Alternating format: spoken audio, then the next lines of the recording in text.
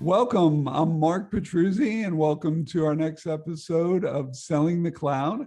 Today, we are very fortunate to have my good friend, co-author, Paul Melchiorre, with the book right there. So, Paul, I'll hand it right to you for a quick background. You can tell us a little bit about what brings you to this point in your life, being on Selling the Cloud. Great. Hey, thank you, Mark and Ray. Glad to be here and excited to participate with your audience. You know, I've been involved in enterprise selling for it's over 3 decades now, so it's been a long time. And you know, I was fortunate enough here in Philadelphia to be in the right place at the right time when SAP, decided to come to the U.S. So I was one of the first employees there back in the late 80s, early 90s, and was able to see really a startup here in the U.S. grow to a small country, I guess SAP is now. And so that was a great run, and being able to be involved in that high growth environment, selling to the world's largest enterprises, very complex, piece of software, and working with partners like Deloitte and Accenture and others. And I think that's where we met, Mark, many years ago. And then was able to take a big risk, do my first tour of duty in Silicon Valley by joining Ariba. My title there was Vice President of North American Operations, which sounded like a pretty boring title, but it really was a prelude to what the CRO is today, where I had all the basically front-end operations of Ariba. That included service delivery, the 800 number support, all the partner ecosystem, product marketing, all those things that really were consistent with the whole front end of the business in essence. So it was a great opportunity. The Ariba story is pretty public. We went, public in I guess it was April, May, June timeframe of '99, and by 2001 the market crashed terribly. So it was a very interesting roller coaster ride, going from pre-revenue to 3,800 people, and then down to like 700 or 800. But we wound up selling SAP in 2012. I did a nice stint at iPipeline here locally in Philly. They're an insurance SaaS software company. I had the president title there. And then in 2016, went to Anaplan. It was a great opportunity. I was the CRO, the first CRO they brought in. And then within 3 or 4 months, the CEO was gone. And so I was interim CEO for a little over a year. And then we went public in 2018, doing very well today, and left there in 2019 to do private equity. And I can assure you, it's a lot easier working private equity than being a CRO. So I'm glad to be on this side of the fence for sure. Yeah, well, Paul, what we'd love to dive deeper on, I'm glad you mentioned a little bit of the CRO role and product marketing. For today's episode, we really want to go deep with you on, the reasons why a CRO would want to push for that president and CRO title, but more importantly, the responsibility of having sales, service, customer success, product marketing for sure as part of the overall structure. So Ray, let me hand to you for our first question. So Paul, one of the things I'd like to ask you is, when you think about this evolving role of a chief revenue officer, how do you define the core responsibilities that our CRO should have? Yeah, Ray, and I think, let me just say that if you look at, and this is not scientific, I haven't done a study, but doing this a long time, and I know a lot of these folks, and I always ask them the first question is, well, what do you have other than sales? And then a lot of times there's silence because they have nothing else other than sales. But they're called chief revenue officers because it's a title. So I'd say in 50% of the time, it's a title only, and it's really just a VP of sales. And I think, in some situations that's fine. They don't need a CRO. They just want to give the title. But a majority of, the people that are in CRO roles now really don't have the responsibilities like that Mark just mentioned, customer success. Why would that not roll into a CRO, especially where, a lot of companies, I know at Anaplan, 50% of our revenue came from existing customers. So you need to have customer success. You need to have delivery because, if you're not delivering the product, customers aren't happy, they're not going to buy more. I think, the other areas that are kind of fringe areas are the partnerships and ecosystems. A lot of times that's a whole separate group, because partnerships could be revenue generating partnerships, or they could be delivery partnerships. So if I don't have delivery, I might only have half the partnership ecosystem. Doesn't make sense. And then I think the product marketing thing for me is really a deal breaker. And the reason being is that in today's world, the way that the products are evolving, especially SaaS software, so much of it is a bottom up, a land and expand.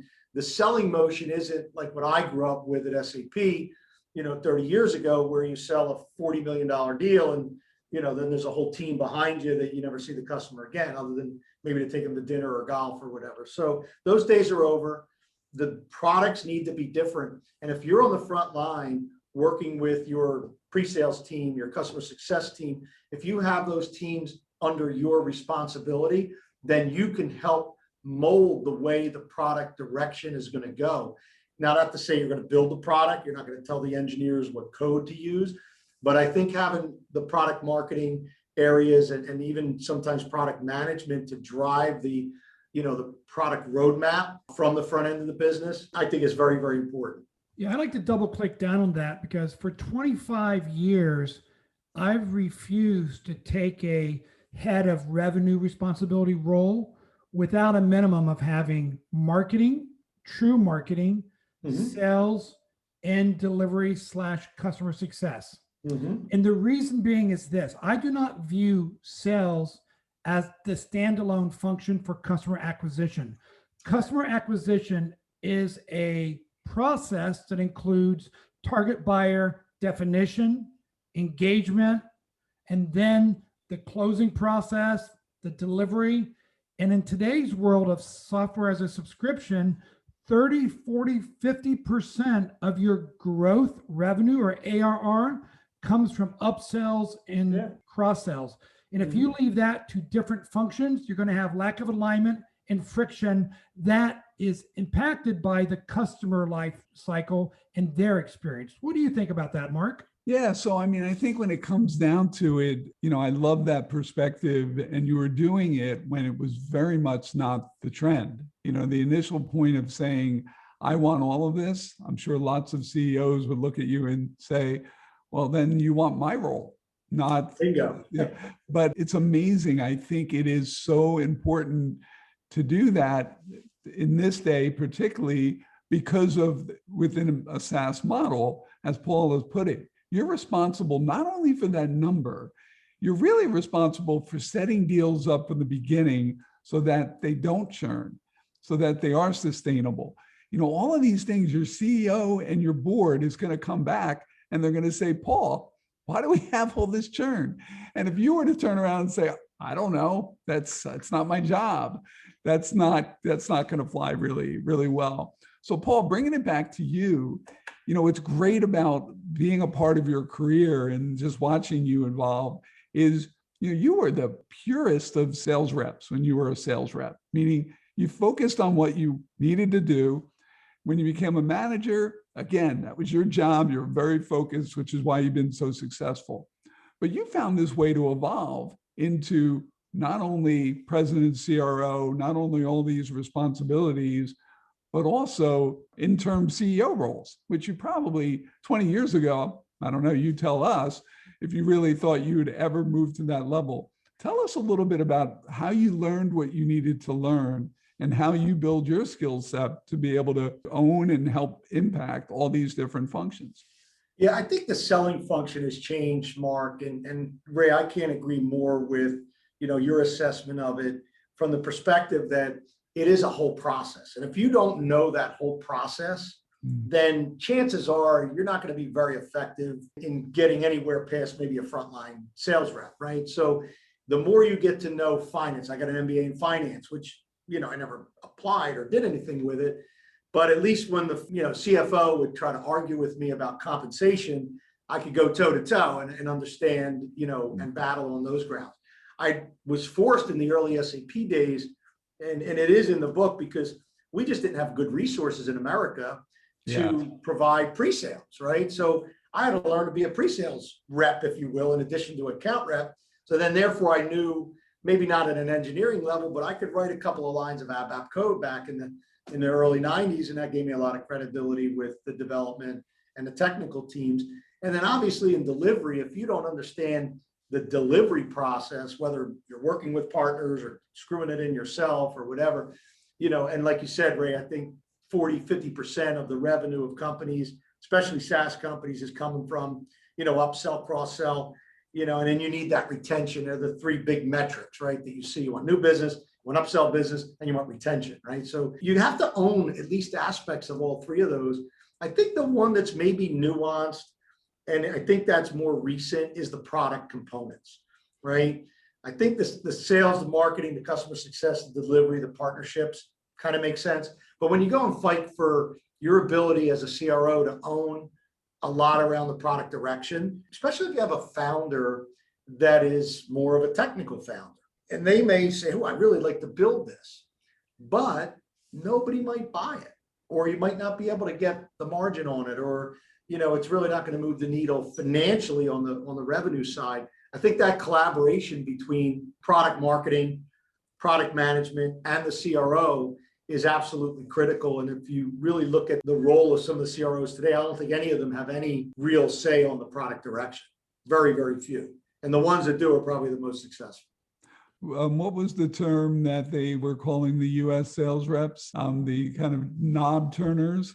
Oh, and in the early SAP days, you had no respect for salespeople. They called us Klingenputzer, which is basically a polished doorknob. So obviously not a very high level of respect.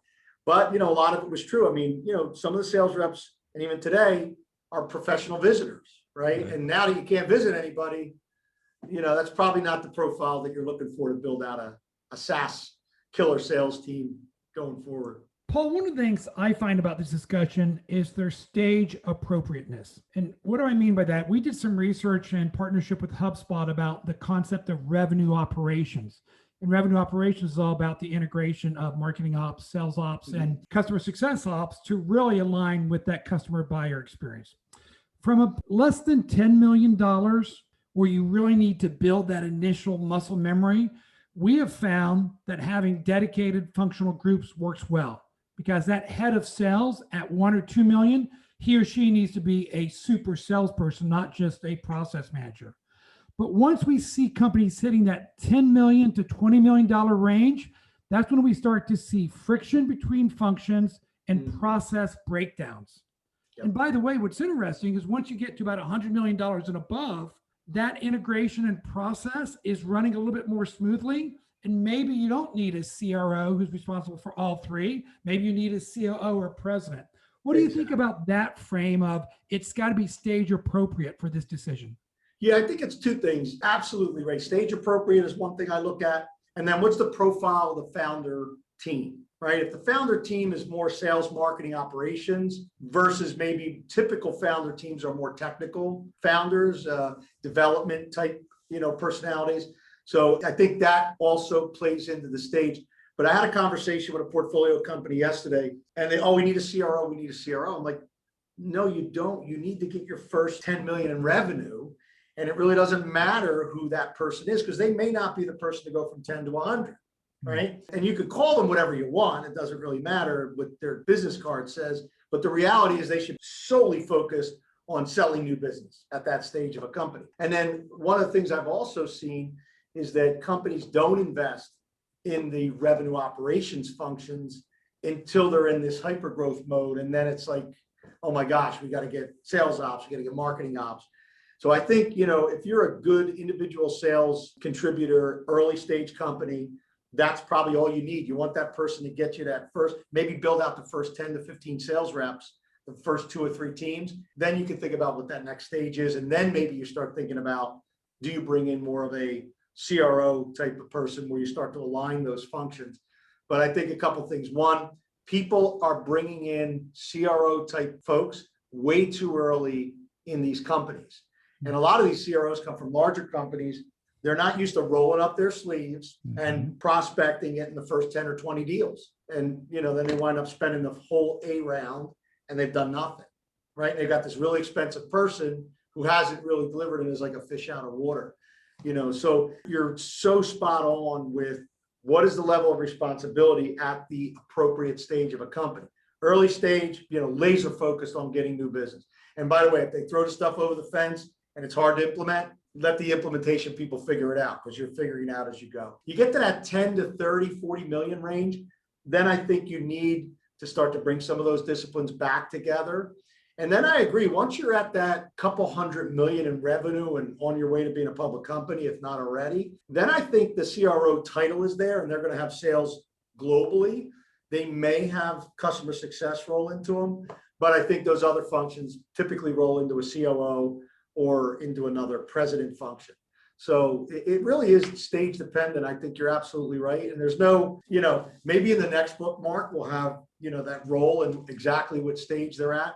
But I think that could be a pretty good research project to see these companies. And I look at it all the time in our stages of our portfolio firms, is that they've either overhired for that position if they feel they're going to grow into it, great, as long as the expectation is that this person has to go get that first 10 million in ARR. And Ray, if you can expand upon that a little bit as well, there's such an importance of finding the right person, as you mentioned, for the right stage of development and for the next step. Meaning, if you bring in that person with deep background at a Cisco or an Oracle, and they come in, they want that CRO role, the mechanisms aren't there yet.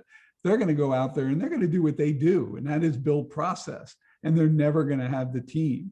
So Ray, what's your perspective of how do you make sure you get the right person with the right DNA at the right time? Well, I would say, and what I've done is I want to profile someone who has had success in that kind of product market fit to initial repeatability. And Sherry, have also had responsibility from repeatability to true scalability, kind of from 10 to 20 up to 50 or greater. Now, that's a rare person.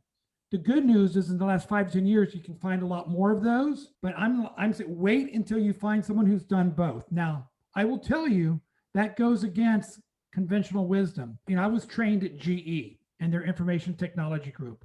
And I went from being a salesperson to running almost a $500 million P&L. Then I came to Silicon Valley and was in a true startup world. And I was very successful to have companies that went from pre-revenue to 50 up to 100 million. So people say, well, Ray, what are you? Are you a startup guy or are you a scale guy? And I like to say, I'm whatever the company needs at that point in time. And here, talk to my 3 references where it was 1 to 10 million. And here's 2 or 3 references where it was 20 to 100 million. But I think we as an industry try to pigeonhole people. What do you think about that, Paul? I'm thinking of it, I'm like, wow, it's interesting, because if I look at my profile and they say, well, what are you, Paul? You work for these big companies, right? I ran SAP sales in the 90s. But when I got to SAP, there was nobody here. So it was like, so I was a startup guy. Of course, it was part of, a German company, but they were pretty small. Ariba was pre-revenue. And I think the numbers are rare, right? So I think for you and I, Ray, where we can go in, roll up our sleeves, get those first 10 million and then scale it to 100. Unfortunately, there's a supply and demand issue. There's more of them now, but there's so many more companies that need that profile. And that's a tough profile. And I think a lot of people do get pigeonholed that, okay, this person can't scale. Well, how do you know? They never had an opportunity to scale. Maybe if you get them a really good operations leader, they can scale the thing with no problem. I always say this, the best coach in the world, and I'm not a Patriots fan by any, but you got to say it's Bill Belichick, right? He's pretty good. He was an assistant one time. He never got the opportunity to scale or go into the head coaching job. So if you're pigeonholing someone and that's your ideal candidate profile, you're going to not hire them, because the supply and demand, Ray, in the market today, look, even old guys like us are getting calls all the time for those jobs because there's just a supply and demand imbalance. So I think you can't pigeonhole. You got to say, look, this is what we need now. Let's make sure we get that. And you'd be surprised some people grow into those jobs. Look, when I started at SAP, I had no sales management background, really. And then within 3 or 4 years, I'm running a multi-billion-dollar business with thousands of reps with no training, right? So some people get into that position and they excel, and others, they, maybe don't make that adjustment. And then you got to either bring in help. So I always say that the person that gets there's an amazing salesperson that gets those first 10 million, 15 million in revenue. You could potentially be a scale person if you bring the right ops infrastructure in, then that combination works. Mark, can I double click on that with Paul? Yes, please. Because one of the things I think our listening audience would really appreciate is you were able to scale and become a manager with no formalized training. What was it about the way you approached the role and opportunity that you were able to make that transition from a smaller entity frontline sales manager to truly being a CRO? Were there certain things that you did? It was OJT, right? I mean, because I didn't have the formal time. I mean, I think honestly, Ray, if you're at GE, you're getting training that we probably didn't get in the early days at SAP, right? So it was more of a thrown into the fire and try to learn this as you go. But I think, like, as I mentioned earlier, I learned the product at a fairly detailed level. So that enabled me to work with the technical groups and the other groups that traditionally salespeople didn't have the respect for. I mean, when you go over to Germany and they think you're a pre-sales engineer and you're running the East Coast as a sales manager, that was pretty good. That was a good checkbox to be able to have the credibility with the team to do that. And then I did take some informal management, but what I did, and I thought that was really key, is I looked at people, not just at SAP, but other senior leaders at different companies, even companies that we had sold to. And I tried to get mentored by some of these strong leaders. And I was able to have 3 or 4 folks in my career that provided that mentorship and leadership and said, hey, look, you better be learning, the technical aspects. You better be learning how to deal with people. Oh, you better be able to fire these people when you can't. And so you had to learn a lot of that on the job. But I think, I always had a desire to be more than just, a frontline salesperson. And I realized I have to learn these other attributes. Some of them maybe were inherent. Others, have made a lot of mistakes and figured it out. If you want to become, a general manager or a CEO, right? And the ideal thing was, even though I thought I maybe wanted to be a CEO, after a couple of interim gigs, I was like, I don't want that job. There's all the reasons why not. But the more you can be a general manager, if you will, that's really, I think, the role of the future CRO, is that it has all those other areas of responsibilities, and they'd be able to collaborate with development and finance, et cetera. But I think, for the audience now, if you're just in sales, it's okay, but just be a wealth of knowledge, a sponge for anything that you can, and find some real mentors that, have been here and done it. Folks like Ray and Mark, that can really give you that guidance, that is a career goal for you. Map it out, right? Because just taking that frontline sales manager job, a lot of folks never go from that role into, say, an AVP or a VP of the US or a CRO. And I think a lot of it has to do, for me, I see a lot of managers want to control everything. As a sales rep, you have control of everything. You're the CEO of your territory. As a frontline sales manager, you're the CEO of your kind of 8 or 7 or whatever the number is of reps that you have. Once you start getting into that levels of management and this company scaling, it's a whole different skill set that's required. And a lot of folks' personality is just to kind of control. And obviously, the higher up in the organization, the less control you have anyway. So that's where I see the breaking point. Are you able to manage by influence and, manage folks that maybe don't report to you, or trust folks in your organization to do their job? So Paul, you kind of brought us here as we close up to one of my wheelhouses, and something I think is extremely, extremely important. And that is tying back to just making sure you're hiring the right people and leveraging these cognitive and behavioral assessments. And again, watching you do this, 20 years ago, you didn't leverage any of those things. And you were making decisions mostly based on your gut, your intuition. And there was nothing wrong with that, especially back then, because there was no other way to do it. But I've watched you evolve along the years and really leverage these tools. And a lot of that comes down to DNA, to intellectual, capacity, and just interest as well. You were a salesperson who said, I want my MBA in finance because I want to be able to speak with the CFO. I want to be able to sit down with the board and have these discussions. But there are some salespeople that have no interest in finance and would never want to go through that program. So one of the key items that I'd like to kind of close on with here is, again, it does come back to finding the right person with the right capabilities, the right areas that they want to focus on to do the role you need them to do. Closing thoughts on that, Paul? Yeah, not to plug the book, but you know I'm going to do that because I'm a peddler, right? But there's a whole section here on, hiring and the profiles, the ideal candidate profiles. By the way, it's so much harder today. If I'm a manager or a frontline manager or, a CRO and I'm trying to hire folks, like I said, it's a supply and demand challenge just because of the market that we have. So that makes it very difficult. So a lot of times you just want to fill that 50 people that you have to hire this month.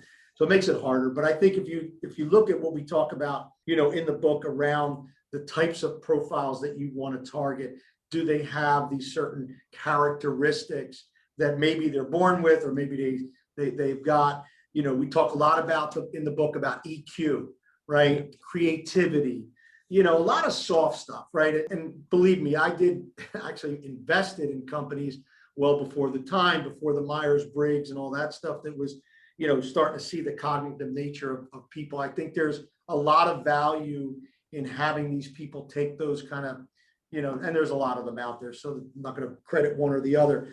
But if you look at, they'll give you a pretty good idea of the person, based on some of those cognitive tests.